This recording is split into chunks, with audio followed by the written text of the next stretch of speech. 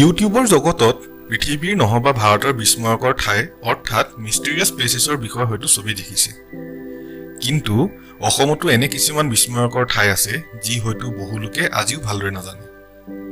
আহকচোন এনে 5খন বিস্ময়কৰ ঠাইৰ লগতে ইয়াৰ লগত জড়িত চৰ্চিত কাহিনী আপোনালোকৰ ওচৰলৈ লৈ আহোঁ। মই সমীৰণ আপোনালোকক স্বাগতম জনাইছোঁ মোৰ ইউটিউব চেনেল ষ্টৰিটেল আছাম। ধন্যবাদ।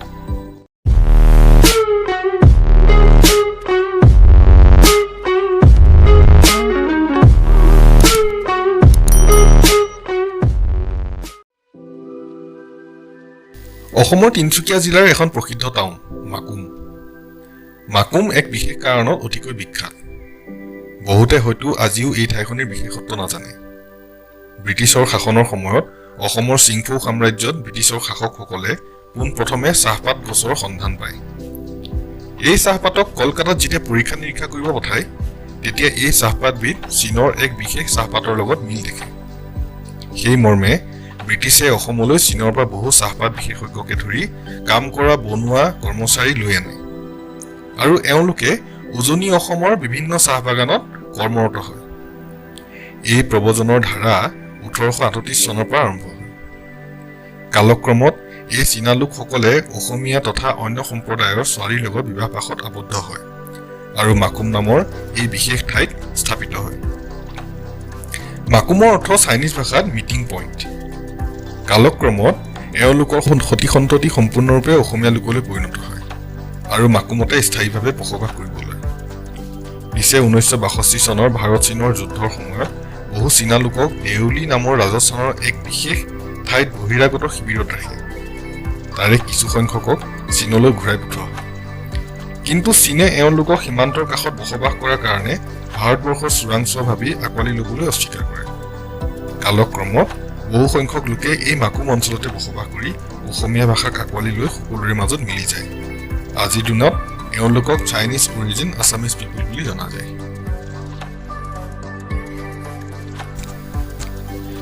জাতিংগা ডিমা হাছাওৰ এখন সৰু জনজাতীয় পাহাৰীয়া গাঁও। এই গাঁও পৰিভ্ৰমী চৰাইৰ কাৰণে পৃথিৱী বিখ্যাত। কিন্তু এই ঠাইত এক বিশেষ ধৰণৰ পৰিঘটনা প্ৰতি বছৰে প্ৰত্যক্ষ কৰা যায়। প্ৰতি বছৰৰ ছেপ্টেম্বৰ মাহৰ পৰা ধৰি অক্টোবৰ মাহৰ ভিতৰত অমাৱস্যা নিশাত ঠিক 7ৰ পৰা 9 বাজিৰ ভিতৰত এই পৰিভ্ৰমী চৰাই খুব বেগেৰে আহি মাটিত আঘাত কৰে আৰু মৃত্যুক আঁকোৱালি লয়।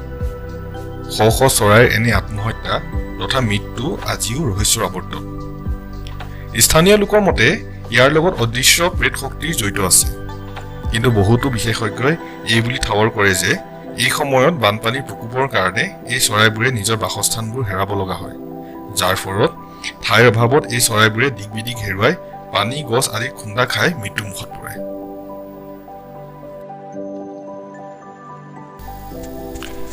সূৰ্য পাহাৰ গুৱাহাটীৰ পৰা 132 কিলোমিটাৰ দূৰত্বত অৱস্থিত গোৱালপাৰা জিলাত থকা এটি সৰু পাহাৰ। ই এক বিখ্যাত পুৰাতাত্ত্বিক ঠাই। ইয়াক হিন্দু, বুদ্ধিষ্ট, জৈন এই তিনি ধৰ্মৰ সংগমস্থল বুলিও জনা যায়।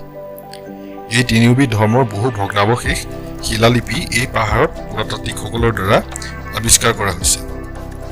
কালিকা পুৰাণৰ মতে এই অঞ্চলত সূৰ্যদেৱৰ আৰাধনা কৰা হৈছিল আৰু ইয়াত সূৰ্য মন্দিৰৰ ভগ্নাৱশেষো পোৱা গৈছে। এই ঠাইক দ্বিতীয় কাশী হিচাপে গণ্য কৰা হয়। এই পাহাৰত সৰু বৰকৈ 99,999টা শিৱলিংগ শিলৰ আকাৰত সিঁচৰিত হৈ আছে। কাশীতকৈ মাত্ৰ এটা কম, যি অতিকৈ বিস্ময়কৰ। ইয়াত পোৱা ভগ্নাৱশেষৰ ভিতৰত শিৱলিংগ, 12 হাতৰ বিষ্ণু ভগৱানৰ শিলামূৰ্তি, বুদ্ধদেৱৰ প্ৰতিমূৰ্তি, জৈনৰ বহু ধৰ্মগুৰুৰ ভগ্নাৱশেষ তথা বিভিন্ন শিলালিপি অতিকৈ বিখ্যাত।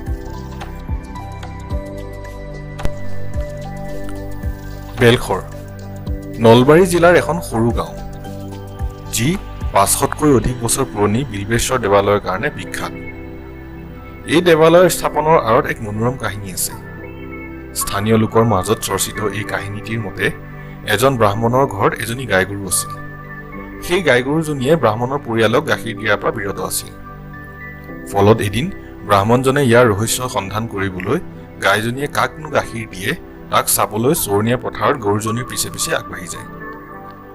গাইজনীয়ে আচৰিতভাৱে পথাৰৰ এডোখৰ ঠাইত বিৰিণা বনৰ ওপৰত নিজৰ গাখীৰ নিৰ্গত কৰে।